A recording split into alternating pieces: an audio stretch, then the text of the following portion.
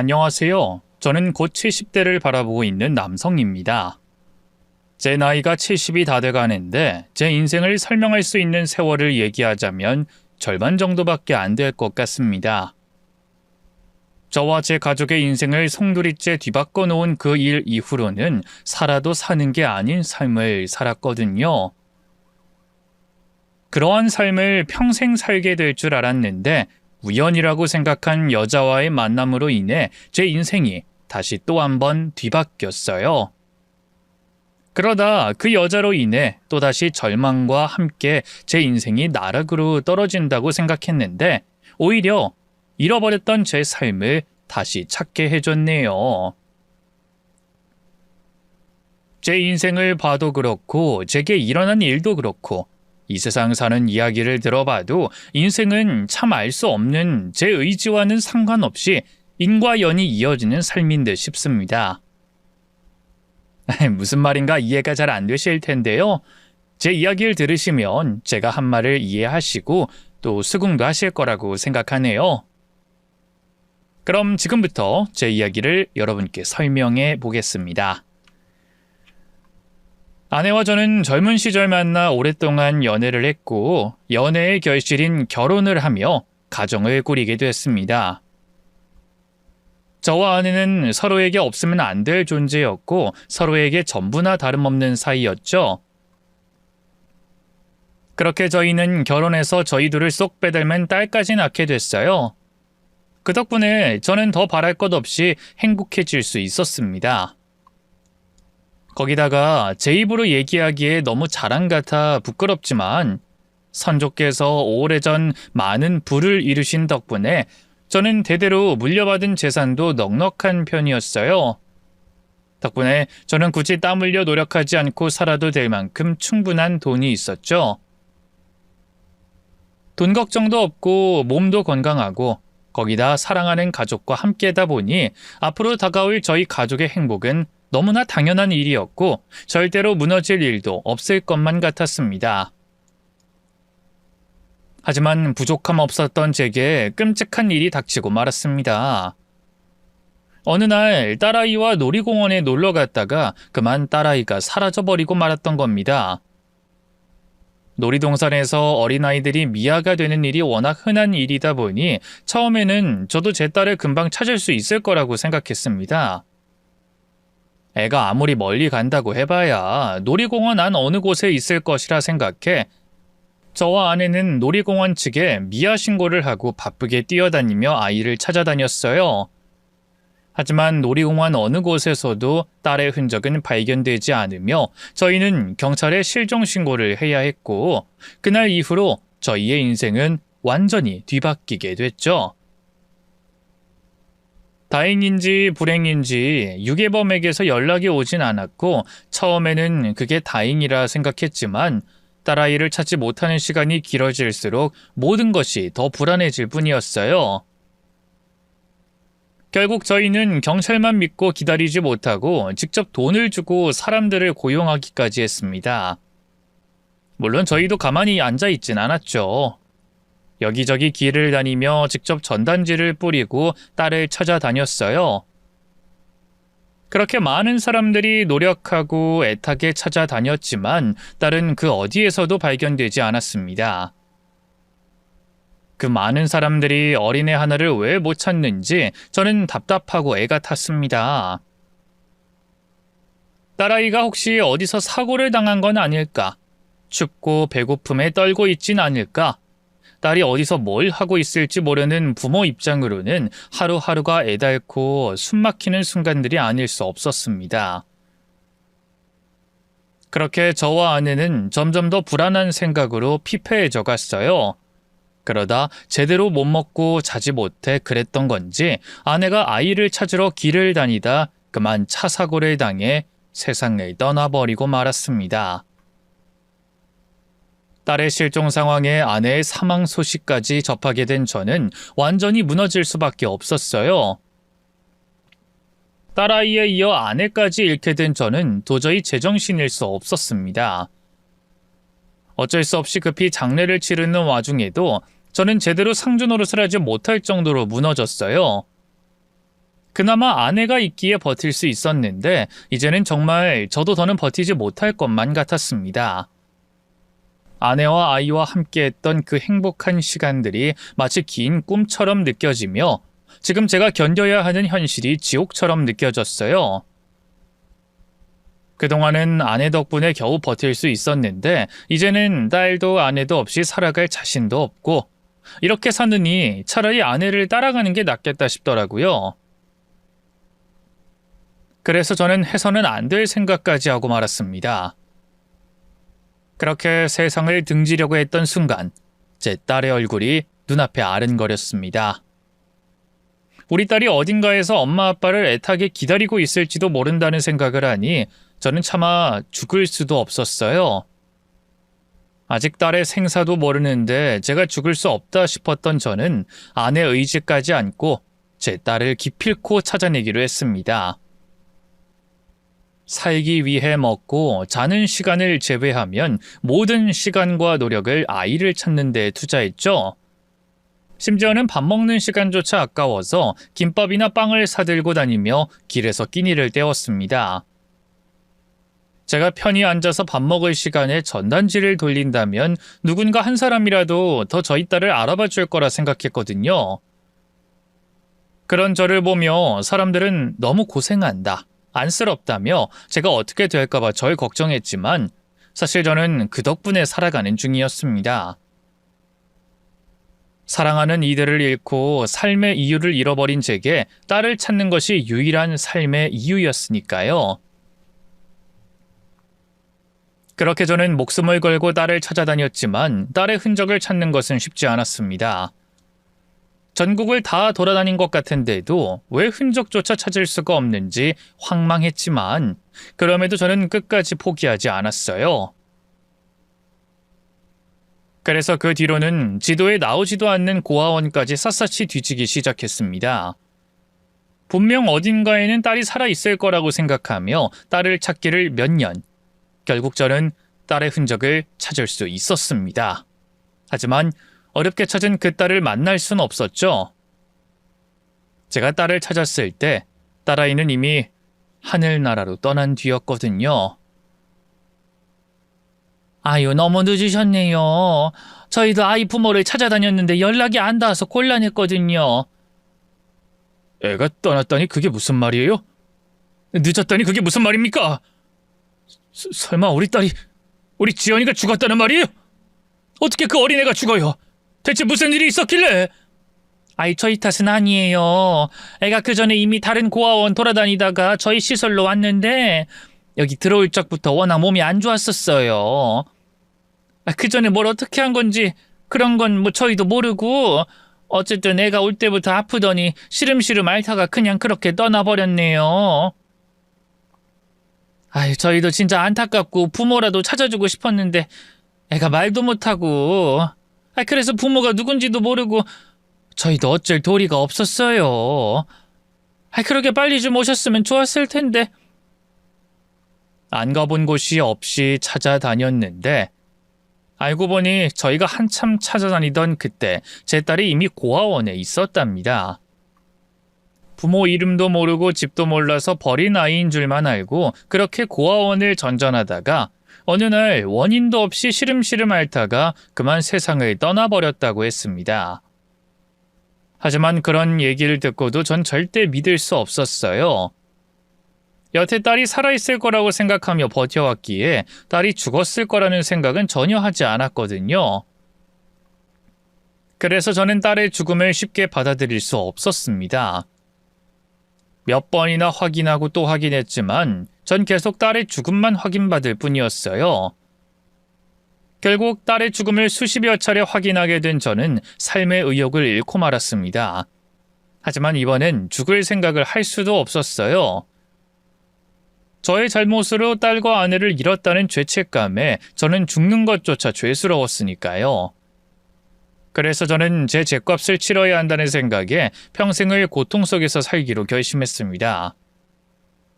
그 후 저는 다른 가족들의 염려와 걱정에도 홀로 지냈고 아내와 딸을 그리워하며 삶의 고통을 짊어지고 살게 됐죠. 살아가는 것 자체가 고통이어야 했던 저는 삶을 즐길 생각도 전혀 없었습니다. 제가 조금이라도 행복을 누린다면 먼저 떠난 아내와 딸에게 다시 또 죄짓는 일이라 생각하며 저는 모든 것을 최소한으로 자제하고 포기하며 살아도 사는 게 아닌 듯 산송장처럼 살아갔죠. 그렇게 산 지도 어느덧 30여 년. 그러던 어느 날 한 여자가 제 삶에 끼어들고 말았습니다. 부모님의 제사를 지내고 집으로 돌아오던 길에 제가 평소 영양 상태가 좋지 않아서 그랬던 건지 인적 드문 길가에서 쓰러져 버리고 말았어요. 그런 저를 119에 신고해주고 같이 병원까지 가줬던 여자는 심지어 제가 치료를 받고 퇴원할 때까지 저를 기다리고 있었습니다. 처음에는 그 사람이 보상을 바라고 그러는 줄 알았어요. 돈 때문에 날 오래도 기다렸나 싶어서 사례금을 제안했는데 어쩐 일인지 여자는 제 제안을 거절하더군요. 저 도와주셔서 감사합니다. 사례금을 드리고 싶은데 얼마 정도면 적당하겠습니까? 아니에요. 돈은 무슨 돈이에요. 저 돈 받으려고 기다리는 거 아니에요. 보니까 보호자도 없고 가족도 달리 없는 것 같던데 그냥 걱정돼서 기다린 것뿐이에요. 그리고 돈 있으시면 식사나 제대로 챙기세요. 혼자 살아도 그렇지 어떻게 요즘 세상에 영양실조가 있어요. 제가 먹는 걸 별로 즐기지 않아서. 그래도 건강에 이상은 없으니 걱정 안 하셔도 됩니다. 근데 정말 살해하지 않아도 될까요? 그러기엔 너무 죄송한데. 돈 받으면 제가 걱정한 게 이상하게 되는 거죠. 돈은 필요 없어요. 네, 도와주셔서 정말 감사합니다. 그럼 전 이만 들어가 보겠습니다. 사례금도 필요 없다는 여자는 오지랖 넓게도 저를 걱정해줬지만 오랫동안 혼자라 사람들과 어울리기 힘들었던 저는 괜찮다는 말만 남기고 집으로 돌아갔습니다. 그런데 그 뒤로 우연인지 일부러인지 그 여자가 자꾸만 제 앞에 나타나 제 안부를 묻기 시작하더군요. 어머, 우리 또 만나네요? 그때 도와주셨던 분이시군요. 근데 여긴 어쩐 일로... 저도 이 동네 살아요. 우리 같은 동네 주민인데 앞으로 만나면 인사하고 지내요. 제 이름은 박승미예요. 이신호 씨 맞으시죠? 그때 병원에서 들어서 기억하거든요. 그러고 보니 그때 이후로 건강은 어떠세요? 요즘엔 잘 챙겨 드세요? 이것 좀 드세요. 제가 직접 만든 반찬인데 맛 괜찮아요. 혼자 있다고 식사 거르지 마시고 잘 챙겨 먹고 건강 챙기세요. 혼자 살면서 아픈 것만큼 서러운 거 없잖아요. 같은 동네에 산다며 저와 마주칠 때마다 안부를 묻고 제게 이것저것 챙겨주려고 하는 여자가 저는 부담스럽고 성가시기만 했습니다. 분명 은혜를 입고 고마운 것은 맞지만 오랜 세월 혼자였던 저는 그 여자의 관심이 불편해 무시하고 모른 척할 수밖에 없었어요. 그럼에도 여자는 굴하지 않고 계속 저를 챙겨주려 하더군요. 자꾸만 계속되는 관심이 부담스럽고 꺼려졌던 저는 결국 그 여자를 붙잡고 따져묻게 됐습니다. 도대체 나한테 왜 그러는 겁니까? 내가 됐다고 괜찮다고 하는데 왜 자꾸 말을 걸고 귀찮게 하는 거냐고요? 사람이 그렇게 한가해요? 한가하면 자기 할 일을 찾으세요.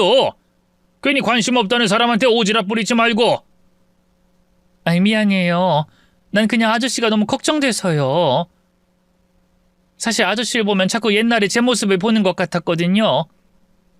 아저씨가 뭐 때문에 그렇게 힘들어하고 슬픔에 갇혀 사는지 모르겠지만 아저씨를 보면 저 스스로를 학대하며 살던 제 모습이 자꾸 겹쳐 보였어요. 저도 세상을 등지고 일부러 고통 속에 살려고 했던 때가 있었거든요. 그게 얼마나 힘든지 제가 아니까 그래서 도와주고 싶었나 봐요. 미안합니다. 마치 내 삶을 들여다보기라도 한 것처럼 말하는 여자의 말에 저는 하려던 말을 삼키고 가만히 그 여자의 말을 듣고만 있을 수밖에 없었습니다.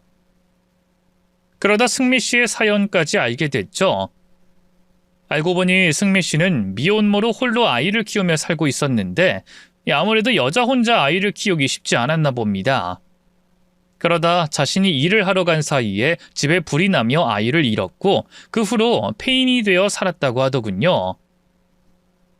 그렇게 저처럼 지옥 속에서 살던 중 어느 날 꿈에 딸이 나와 자신을 보고 슬퍼하고 위로하는 걸 보며 삶의 태도를 바꿨다고 했습니다.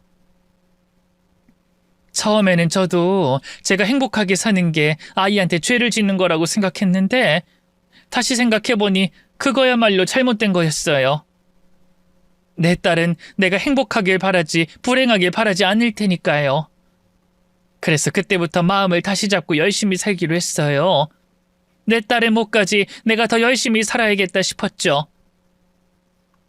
순간 그 여자의 말이 제 마음을 울렸습니다. 생각해보면 아내와 딸은 제가 이러길 바라지 않을 텐데 내가 무엇을 위해 스스로를 벌주고 있는 건가 싶은 생각이 들더라고요. 세상과 단절된 채 30년을 살아온 저를 보고 나중에 딸과 아내가 무슨 말을 할지 저는 깊이 생각하고 뉘우칠 수밖에 없었습니다.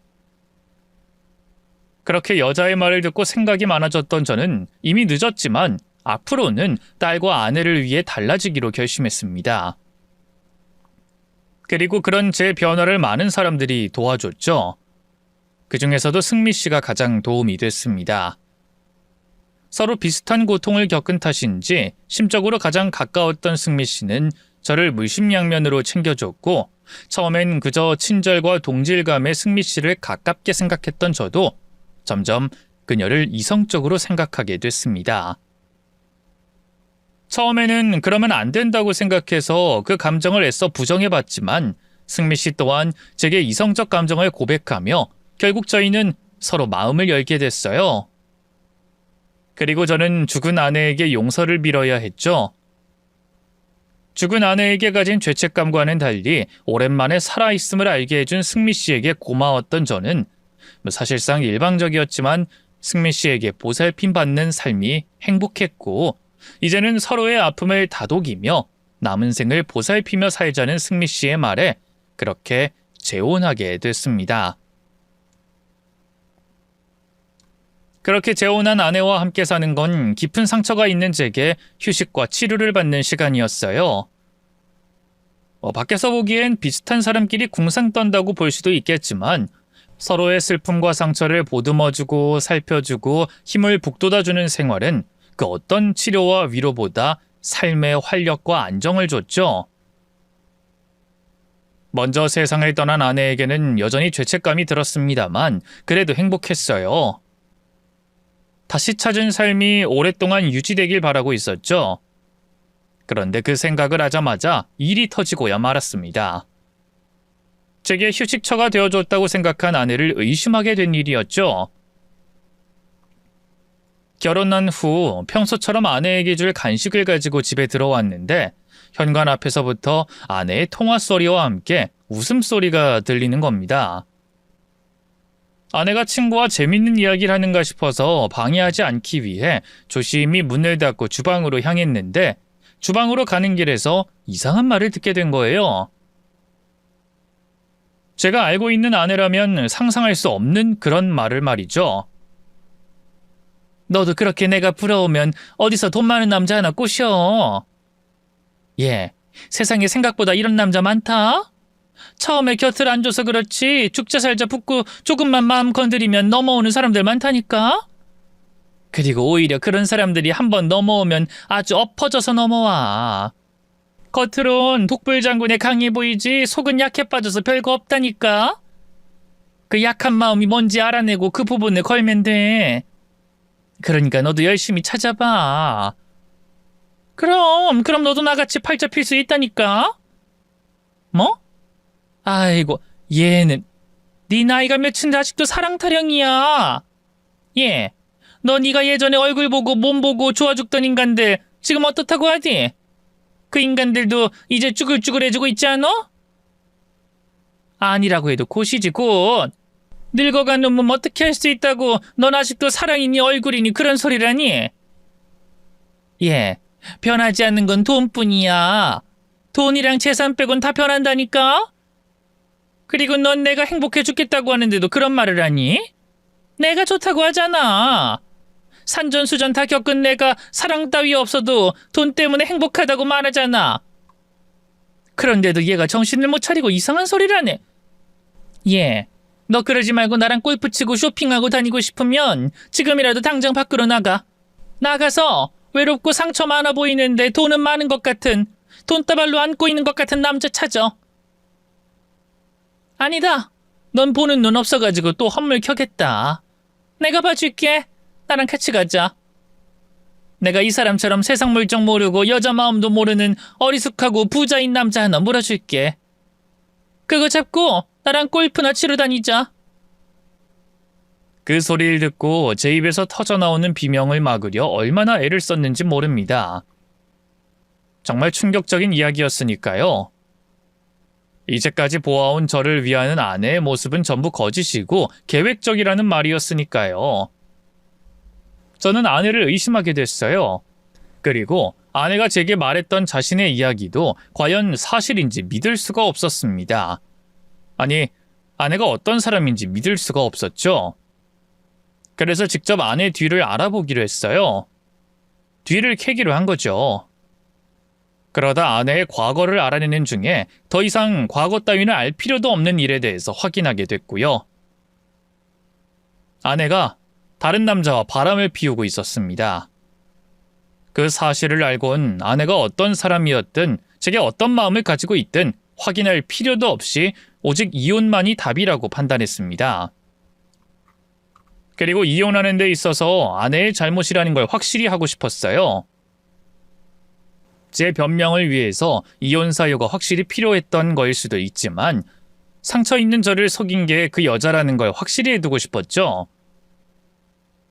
저는 아내와 이혼을 준비하며 외도 증거와 함께 상간남의 주소와 개인정보 등을 모아갔습니다.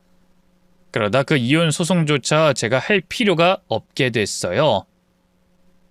제가 아무것도 모른다고 생각한 아내가 계속해서 상간남과 외도를 이어가던 중 차 사고로 상간남과 함께 사망하게 됐거든요. 상간남도 유부남이었고 그 상간남의 아내 역시 남편의 외도를 짐작하고 있었기 때문에 두 사람이 같은 차를 타고 사고를 당한데 다른 조사나 설명은 필요가 없었습니다. 그리고 저는 아내에게 제대로 된 원망도 못 해보고 화 한 번 못 내보고 아내의 장례를 치러야 했어요. 제게 계획적으로 접근해 결혼까지 하고 외도까지 피운 여자의 장례식을 부부라는 이유로, 도의적인 이유로 제가 치러줘야 했습니다. 제 속은 말이 아니었죠. 장례식에 찾아온 사람들에게 아내의 외도에 대한 이야기를 할 수도 없었고 그렇다고 진심으로 슬퍼할 마음도 들지 않았습니다. 제가 그 자리에 왜 있어야 하는지도 모르는 상황이었으니까요. 그저 시간이 빨리가 하루라도 빨리 장례를 마치기만 해 기다렸을 뿐입니다. 그렇게 길기도 길었던 아내의 장례식을 마친 뒤 쉬고 싶은 마음뿐이었습니다. 집으로 가서 휴식을 취하려고 했는데 현관부터 시작해 온 집안에 아내의 흔적들이 남아있더라고요. 얼마 하지도 않은 결혼 생활이었는데 보기 싫은 아내의 흔적들이 왜 이렇게 많은 건지 제 집이었지만 집 자체가 싫었고 불편하게 느껴졌어요. 당장이라도 눕고 싶을 만큼 피곤해도 제 눈에 보이는 아내의 흔적들을 치우지 않고서는 견딜 수가 없었죠. 저는 겨우 지친 몸을 일으켜 집안에 있었던 아내의 흔적들을 정리해 가기 시작했습니다. 그러다 우연히 서랍장에서 뭔가 특별해 보이는 서류 한 장을 발견했어요.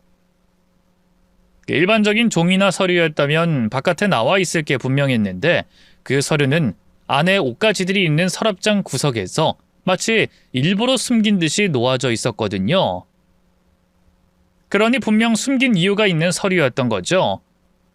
하지만 서랍 속 서류를 발견하곤 무슨 서류인지 한참 봐도 어떤 것과 관련된 서류인지 알 수가 없었습니다. 서류에는 처음 보는 주소를 제외하곤 쓰고 지우기가 반복돼 있었고 그마저도 막 줄을 그어 놓아 도저히 알아볼 수 없었거든요. 아무런 의미 없는 종이에 낙서한 건가 생각이 들었는데 그렇게 생각하기에는 서류가 있던 장소나 그 처음 보는 주소가 마음에 걸렸어요. 그리고 왠지 그 서류에 적혀있는 주소가 아내의 또 다른 상간남의 주소일 수도 있다는 생각이 들었습니다. 제가 알아냈던 아내와 같이 사고를 당한 상간남의 주소는 아니었으니까요. 물론 그게 더 말이 안 되는 상황이긴 했습니다. 그땐 아내에게 받게 된 배신감 때문인지 그런 쪽의 생각이 떠나질 않더라고요. 아내의 유품 모두가 불륜과 관련된 물건과 일들로밖에 보이질 않았어요. 그래서 그 서류를 구겨 쓰레기통에 던져버리려고 했습니다. 아내, 그리고 상간남과 관련된 거라면 모든 꼴도 보기 싫었으니까요. 더 이상 절망하기 싫었으니까요. 그런데 그 서류를 구겨 쓰레기통에 던지려고 하는 순간 멈칫하게 됐습니다. 내가 모르는 아내의 모습, 다른 남자들에게 자기 상황을 나를 뭐라고 설명했을지 궁금하더라고요. 도대체 내가 뭐가 그렇게 모자랐기에 바람을 피운 건지 묻고 싶었어요. 아내에게 물으면 금방 해결될 궁금증이었지만 아내는 이 세상 사람이 아니었으니까요. 그래서 아내를 만난 상간남에게 물으려고 했습니다. 그 주소가 아내 상간남의 주소라는 확증은 없었지만 말이죠. 그리고 설령 상간남의 주소가 맞다고 해도 또 제가 몰랐던 아내의 모습을 알게 된다고 해도 절망밖에 없을 거라는 걸 알고 있었지만 말이죠. 저는 구겨진 서류를 다시 펴서 그 서류에 적혀있는 주소로 찾아가게 됐어요. 그리고 그곳에서 기적과도 같은 일을 겪게 됐습니다. 제 인생에서 그런 일이 일어날 거라고 상상할 수 없었던 일이 말이죠. 사실 그 주소지에 도착해서도 배를 누를지 말지 한참을 고심했습니다. 막상 그 집 앞까지 찾아오니 이 짓을 하는 게 제게 무슨 의미가 있나 싶었거든요. 아내가 어떤 사람이었든 어떤 생각을 가지고 있었든 이미 죽은 사람이고 이미 제게 마음이 떠났다는 걸 아는 사람인데 왜 제 속만 아플 일을 만드나 싶었어요. 그래서 그 발걸음을 돌려 집으로 돌아가기까지 했습니다. 그러다 또 알아야 하겠다는 생각에 다시 집 앞으로 찾아갔죠. 두 번째로 그 집 앞에 섰을 땐 마음을 바꾸지 말자고 결심했습니다. 어떻게 된 일인지 꼭 이야기를 듣자고 결심했습니다. 마음의 정리를 혼자 마쳤던 저는 그 집 초인종을 눌렀어요. 그러자 집안에서 한 사람이 나왔죠. 그 집에서 나왔던 사람은 제가 예상한 것과는 정반대로 남자가 아닌 여자였습니다. 나이든 제가 봤을 땐 아직은 한참 어린 여자였죠. 그런데 그 어린 여자를 보고 저는 너무 놀라 얼어버렸고 온몸에 힘이 빠졌어요. 그리고 너무나도 혼란스러웠죠. 마치 타임머신을 타고 과거로 돌아간 것처럼 제가 사랑했던 전 부인이 젊은 시절 그 모습 그대로인 채 문을 열고 나왔거든요. 그리고 그리워한 전 부인의 얼굴을 보며 오열하고 있는 아내의 얼굴을 한 젊은 여자가 제게 말 한마디를 건넸어요. 그 말 한마디에 죽은 전 부인이 돌아온 줄 알고 정신이 나간 채 헛소리를 하며 울음을 터뜨리고 있던 저는 정신을 번쩍 차리게 됐습니다. 제 전 부인을 쏙 닮은 젊은 여자가 제게 아빠라고 했거든요. 아니, 당신이 지금 여기 어떻게... 여보, 내가 미안하오. 내가 당신과의 약속을 끝까지 지키지 못해 이런 일을 겪었나 보. 내가 다른 사람과 결혼해서... 아이고... 누구세요? 누구신데... 잠깐만요. 아빠? 아빠 맞죠? 분명히 우리 아빠가 맞는데? 아빠가 여길 어떻게 왔어요? 아빠라니? 그럼 혹시 네가 지연이? 그래, 이 얼굴! 네 엄마와 똑같은 얼굴을 보면 분명 지연이가 맞는데? 근데 네가 어떻게... 지연이 넌 분명... 그 아빠라는 말을 듣고 그제야 멈춰있던 머리가 돌기 시작했던 저는 제 눈앞에 있는 젊은 아내의 얼굴이 너무나도 당연하다는 걸 깨달았습니다. 제 아내의 얼굴을 닮은 사람이 누가 있겠어요? 제 딸밖에 없잖아요. 그런데 그 너무나도 당연한 상황이 놀랍고 낯설게만 느껴졌습니다. 비록 다른 사람을 통해서였지만 30년 전에 제 딸이 죽었다는 걸 분명 확인했으니까 말이죠. 도대체 이게 어떻게 된 일인가 싶던 찰나 제 입에서 딸의 이름이 나오자 젊은 아내를 쏙 닮았던 여자가 절 껴안았어요. 그리고 더 이상 확인할 것도 없다는 듯 제게 아빠라며 아빠를 만나서 정말 다행이라며 울음을 터뜨렸습니다. 아빠 정말 다행이에요. 드디어 우리가 만났어요. 내가 아빠가 만났다고요. 나 정말 아빠 만나고 싶었는데 아빠 만나려고 인생의 절반 이상을 노력했는데 드디어 아빠 고마워요. 정말 고마워요. 너 정말 지연이 맞는 거지? 내 딸, 네 엄마 딸 지연이인 거지? 아니 이게 어떻게... 하나님, 부처님, 천지신명님 정말 감사합니다. 우리 딸 지연을 만날 수 있게 해주셔서 정말 감사합니다. 지연아, 지연아. 제 전부인의 얼굴을 쏙 빼닮은 것만 봐도 더 이상 확인할 필요가 없었지만 다른 걸 묻기도 전에 확인하기도 전에 제게 안겨 저에게 아빠라고 부르는 딸을 보며 서로가 부녀임을 확인하는 시간조차 아깝다는 생각이 들었어요. 제 딸이 확실했고 어떻게 됐든 간에 지금 이 순간 제 딸이 제 앞에 있는 게 중요했습니다. 저는 저에게 안긴 딸을 부둥켜 안고 오열했어요. 그리고 기뻐하고 감사했습니다. 다시 딸을 만날 수 있게 되매 말이죠. 떨어져 있었던 시간만큼 제 딸이 이미 이 세상 사람이 아니었다고 믿었던 만큼 기적과도 같이 다시 만나게 된 기쁨이 너무 커서 정말 오랫동안 바뀐 줄도 모르고 서로를 부둥켜 안고 울었던 것 같아요. 정말 한참을 부둥켜 안고 있다 겨우겨우 진정해 어떻게 된 일인지 물을 수 있었죠. 그런데 도대체 어떻게 된 거니? 그때 확인하기로써니 네가 분명 죽었다고 했는데 말이야. 내가 도저히 믿기지 않아서 몇 번이나 묻고 몇 번이나 확인했는데 제발 아니라고 해달라며 울며 불며 확인했었는데 그때 네가 분명 죽었다고. 아빠야말로 어떻게 된 거예요? 제가 최근에 연락했을 때 아빠가 한참 전에 돌아가셨다고, 저 때문에 결국 세상을 떠나셨다고 들었는데요. 뭐? 내가 죽어? 누가 내게 죽었다고 해? 그리고 내가 죽었다는 말을 들었다는 건 나한테든 내 주변한테든 연락했다는 거 아니냐? 그럼 도대체 어떤 사람이... 설마 너 혹시... 네, 재혼하셨다는 아주머니께 들었어요. 그분이 아빠가 돌아가셨다고 했거든요. 엄마 돌아가시고 저도 죽었다고 알고 계셨던 아빠가 오랜 시간 동안 우울증에 시달리다가 결국 세상을 등지셨다고. 근데 이렇게 살아계신 걸 보면 그 아주머니께서 거짓말한 거죠. 왜요? 왜 거짓말한 거예요? 그 아줌마가 얘기하는 걸 보면 우리가 어떤 상황인지 모르는 것도 아닌 것 같던데? 정말 그 여자가 바람 피우는 것도 모자라 너까지 만나지 못하게 하려고. 미안하다, 지연아. 전부 다 내 잘못이다. 내가 그 여자를 만나서는 안 됐는데 내 아픔을 알아주는 것 같아서, 내 상처를 보듬어주는 것 같아서 네 엄마와 널 배신하는 행동을 해서는 안 됐는데 정말 미안하다. 그 이야기를 듣자마자 죽은 아내가 거짓말한 것임을 단번에 알아차릴 수 있었습니다. 물론 거짓말을 한 그 여자의 진위는 알 수가 없었어요. 이미 이 세상 사람이 아닌 사람에게 물어볼 수가 없었으니까요. 하지만 거짓말한 이유를 어느 정도 짐작할 수는 있었습니다. 죽은 줄로 알았던 제 딸의 등장이 아내에게 위협적이었겠죠. 딸이 나타나면 저는 딸을 잃어버리고 찾지 못한 죄책감에, 그동안 부모로서 제 역할을 못한 미안함에 딸의 뭐든 해주려고 했을 겁니다.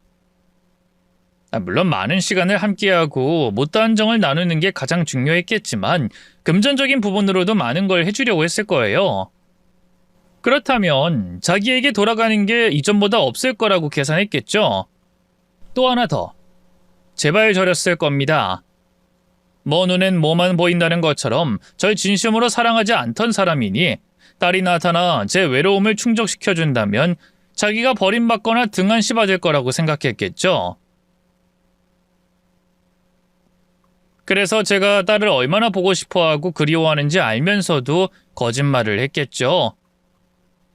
그 생각이 들자 그 여자에게 더 이상 실망할 일은 없을 거라고 생각했는데 실망을 넘어서 치가 떨리기 시작하더군요. 치가 떨리는 짓을 그 여자가 했더군요. 그런 여자에게 제가 순진하게 속아 넘어갔고요. 하늘에 있는 제 전부인에게나 제 앞에 있는 제 딸에게나 얼굴을 들 면목이 없었어요. 그 여자를 만난 게 그렇게도 후회가 됐습니다. 그리고 제가 그런 미안하고 후회되는 마음에 얼굴을 들지 못하고 있자 딸은 어떤 상황인지 짐작한 것 같았어요. 그 일에 대해서 더는 묻지 않고 자기가 살아온 삶에 대해서 이야기해줬습니다. 행정적 실수였는지 아니면 다른 이유 때문인진 모르겠습니다만 저희가 딸을 찾고 있을 때 딸아이는 신상이 적혀 다른 아이가 되어 있었습니다. 제가 나중에 딸을 찾고 난 뒤에 알게 된 사실이지만 과거에는 아이를 외국으로 입양 보내는 게 하나의 사업이었다고 하더군요. 그래서 부모가 멀쩡히 있는 자식을 데려다가 고아로 만들어 해외로 입양 보내고 그에 대한 지원금과 돈을 받았다고 합니다. 그래서 아마 제 딸도 그런 이유로 인해 원래 신상과는 전혀 다른 아이가 되었던 것도 같아요. 지금에 와서 그때 그 일이 왜 그랬는지 말해줄 사람이 없으니 정확히 알 순 없지만 저와 딸은 그렇게 추정하고 있습니다. 어쨌든 멀쩡히 살아있던 딸은 고아가 되어 고아원에 맡겨지게 됐고 저희 부부가 애타게 딸을 찾는 동안 딸은 해외 입양을 준비하고 있었습니다. 그리고 제가 딸이 죽었다고 생각했던 그때 딸은 비행기를 타고 미국이라는 낯선 땅에 도착했었죠. 미국인인 양부모에게 입양이 됐던 겁니다. 그래도 천만다행으로 딸을 입양한 양부모님은 정말 좋은 분들이었다고 해요. 얼마나 좋은 분들이었냐면 우리 부부가 자기를 버렸다고 오해하던 딸을 다독여주고 친부모 역시 나름의 사정이 있었을 거라며 이해시켜 주려고 했다네요. 거기다 친부모에게 버려졌다고 오해하고 어린 나이 입양되어 낯선 환경과 문화, 언어까지 전부 다른 상황에 놓여져 정신적으로 힘들어하고 혼란스러워하던 딸을 걱정해 정신과 치료를 받게 해줬다고 했습니다. 그 정신과 치료로 인해 딸은 갑작스러운 환경 변화와 친부모에 대한 오해에도 불구하고 안정을 찾을 수 있었다고 해요. 하지만 안정을 찾은 뒤로도 정신과 치료 중 일부인 면담은 계속 이어갔고요. 그러다 그 면담 중 어떤 이야기가 머릿속 잠들어 있던 딸아이의 기억 하나를 자극시킨 겁니다. 저희 부부가 자기를 버렸다고 생각한 그날 기억의 단편을 말이죠. 그때 제 기억에 전 모르는 아저씨로 보이는 사람과 차 안에 있었어요. 아저씨가 아빠 엄마 찾아주겠다면서 아이스크림 같은 걸 주면서 말을 걸었던 것 같은데 그때 차 창문 밖으로 아빠랑 엄마가 뛰어다니며 누군가 찾는 모습이 보이는 거예요. 그리고 전 그런 아빠와 엄마를 보면서 내가 여기 있는데 왜 아빠 엄마가 왜 저기서 저러고 있지? 이렇게 생각한 것까지 기억이 났고요. 그 기억이 떠오르니 제가 아빠 엄마를 오해하고 있을지도 모른다고 생각했어요. 또 제 정신과 치료를 도와주시던 의사 선생님께서도 제 생각에 뒷받침해주는 말씀을 해주셨고요. 어린 나이 너무 큰 충격이나 감당하지 못하는 상황에 놓이면 기억을 지워버리고 봉인하기도 한다고. 그럼 그때 그 부분을 기억하지 못한 제가 제 마음대로 오해하고 기억을 왜곡할 수도 있다면서 말이죠. 그래서 그때부터 저 스스로 봉인한 기억을 찾기 위해서 최면 치료와 정신과 치료를 시작했어요. 그 기억을 찾는데 너무 천천히 거의 진전이 없을 정도의 속도라 힘들었지만 아주 조금씩 기억을 되찾아가고 있었고요. 그리고 양부모님께서 치료받는 와중에 절 데리고 한국으로 가셔서 엄마 아빠를 찾는데 도와주시려고 했어요. 사정상 한국에 오래 머물 수가 없었고 제가 가진 기억이나 자료가 너무 부족해 유의미한 결과물은 없었지만 그래도 한국에서 찾으면 아빠 엄마를 찾을 수 있지 않을까 싶어서요. 1년에 한 번 또는 2년에 한 번 정도 와서 아빠 엄마를 찾았죠. 그리고 한국에서 아빠 엄마를 찾으면서 제가 한국말로 소통을 제대로 못하니 불편한 게 너무 많아서 그때부터 한국어를 정말 열심히 공부했어요. 한국어를 문제없이 잘하게 됐을 때는 제가 성인이 됐을 때라 방학 동안 한국으로 가서 아빠 엄마를 찾았고요. 맘 같아선 한국에서 아예 지내면서 아빠 엄마를 찾고 싶었는데 미국에서의 제 삶도 있어서 제 모든 시간을 아빠 엄마 찾는 데 투자하진 못했어요. 그러다 잠시 원래 제 삶에 집중하기로 했고요. 오랫동안 아빠 엄마를 찾아 헤맸는데 가까워지지 못해서 지치기도 했고, 저도 대학 졸업 후 직장을 가지고 제 삶을 살아야 했으니까요. 또 저는 저를 낳아주시고 사랑해주신 아빠 엄마의 딸이기도 했지만, 저를 길러주시고 사랑해주신 양부모님의 딸이기도 했으니까요. 그래서 최근 몇 년 전까지는 인터넷으로 아빠 엄마를 찾기만 했을 뿐, 이전처럼 직접 한국으로 와서 아빠 엄마를 찾는 노력까지는 안 했어요. 그러다 제가 결혼하고 싶은 상대를 만나면서 생각이 바뀌더라고요. 이렇게 한 남자의 아내가 되고 아이 엄마가 되면 영영 아빠 엄마를 찾기 힘들겠구나. 또 내 아이들에게 날 낳아준 분들에 대해서 어떤 설명도 할 수 없다는 게 부끄러울 수도 있겠구나. 내가 후회를 하겠구나 싶어서 마지막으로 아빠 엄마를 찾기로 결심했어요. 아예 한국으로 들어와서 1년 동안 아빠 엄마를 찾기로 한 거죠. 하지만 그래도 쉽지 않더라고요. 최면과 정신과 치료로 기억을 되살리긴 했지만 정말 일부분에 불과했고, 찾아낸 기억에 비해 시간을 너무 많이 흘렀고, 또 입양기관에 남아있는 제 신상은 원래 제 신상이 아니었고, 누구의 신상인지도 모르는 제 기록으로 아빠 엄마를 찾는 건 불가능했어요. 그래서 정말 희미한 어릴 적 기억을 가지고 직접 발로 뛰며 아빠 엄마를 찾았는데, 우연히 아빠 엄마를 기억하는 분들을 만난 거예요.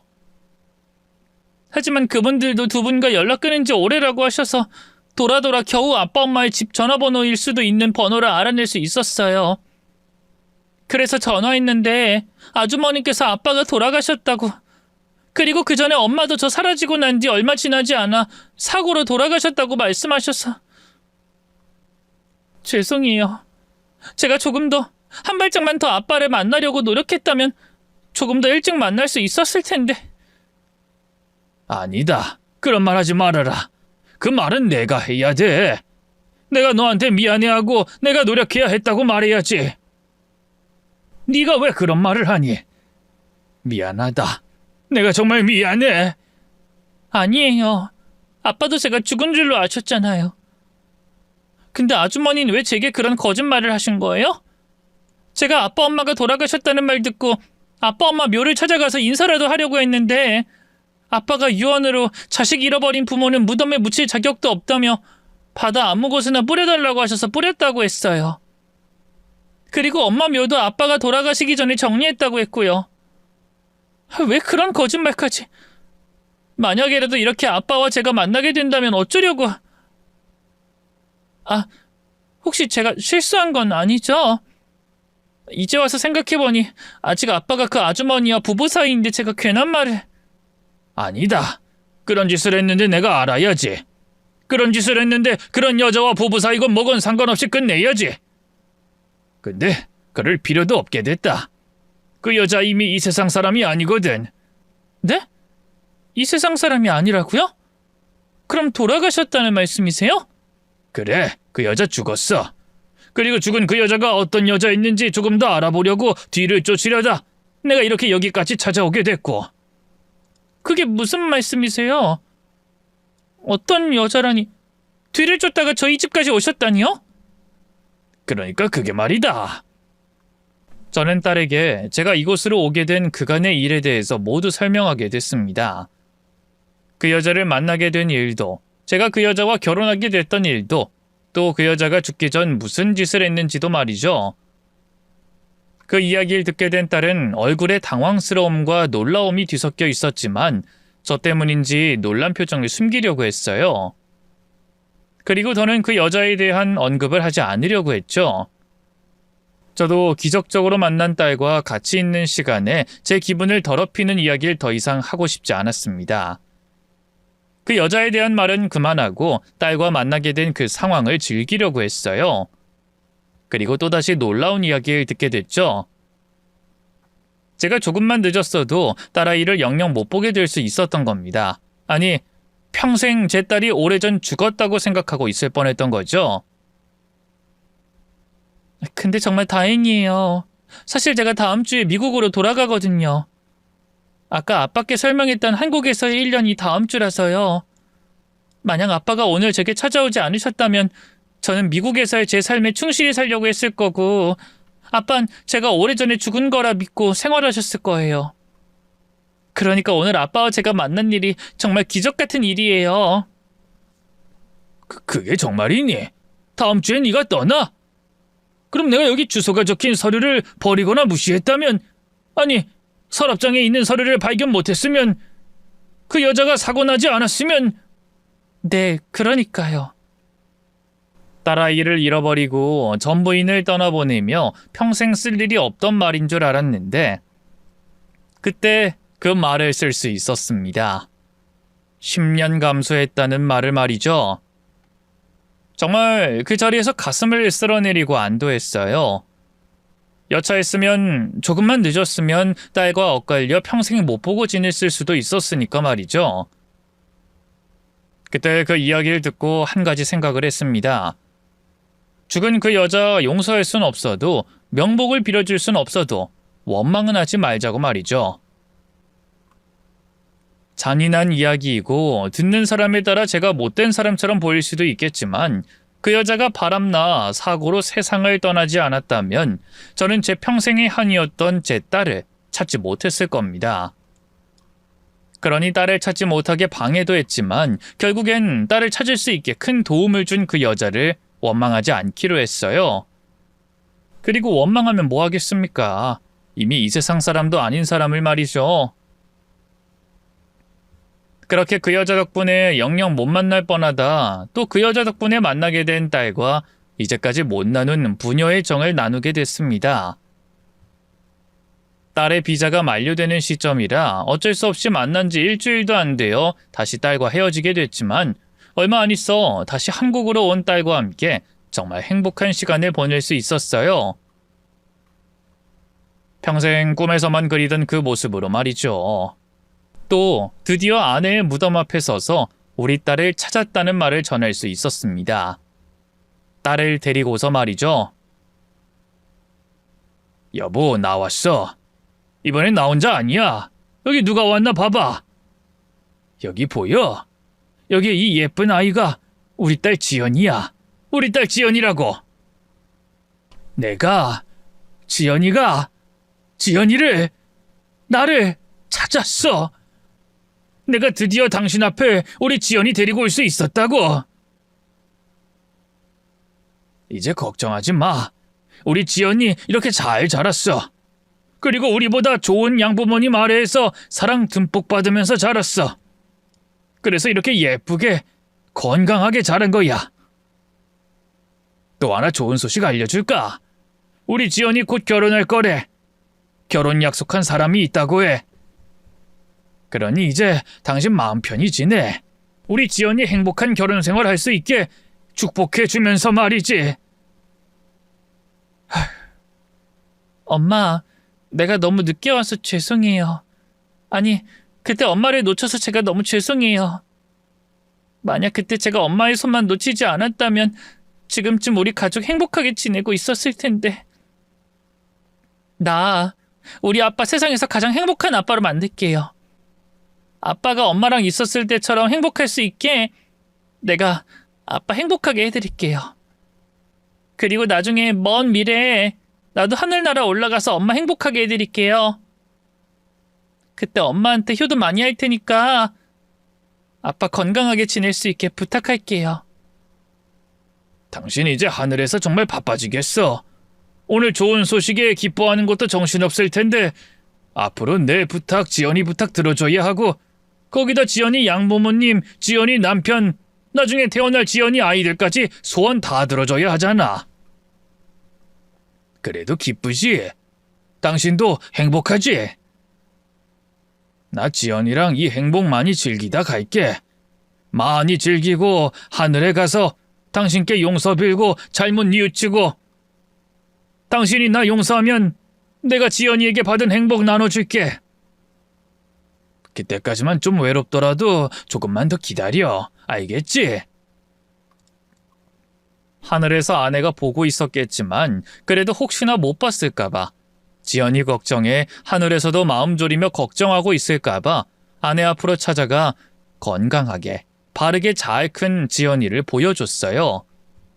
그리고 그런 지연이와 남은 생 행복하게 지내다 아내를 만나러 가겠다고 얘기했죠. 그제야 제 마음이 조금은 편할 수 있었습니다. 건강하게 잘 자란 지연이를 보면 아내도 안심할 거라는 생각에 말이죠. 이후 딸아이와는 제법 많은 시간을 함께 보냈습니다. 저나 딸아이나 지금의 나이는 새카맣게 잊은 채 과거로 돌아가 젊은 아빠와 어린 딸이 되어 이전에 못했던 일들을 하며 원래 있어야 할 어린 시절의 젊은 시절의 부녀 간의 추억을 차곡차곡 만들어 갔어요. 그리고 예정된 이별 시간이 찾아와 다시 딸아이와 떨어지게 됐죠. 물론 또 제가 딸아이의 양부모님께 감사의 인사를 드리러 또 딸아이의 남편이 될 사위를 만나러 미국으로 가긴 갔지만 길게 머물 수 없는 상황이다 보니 아쉽게 다시 또 헤어져야 했어요. 지금도 미국에 있는 딸아이와 떨어져 지내고 있습니다만 딸아이가 죽었다고 생각했던 때와는 비교도 할 수 없는 행복한 시간을 보내고 있습니다. 저도 시간 나는 대로 상황이 되는 대로 딸아이에게 찾아가고요. 딸 역시 사위와 함께 명절마다 제 생일과 아내 기일마다 찾아와 함께 시간을 보내고 있어요. 그리고 제 눈에는 아직 7살 어린아이로만 보이는 딸이 곧 엄마가 될 준비를 하고 있습니다.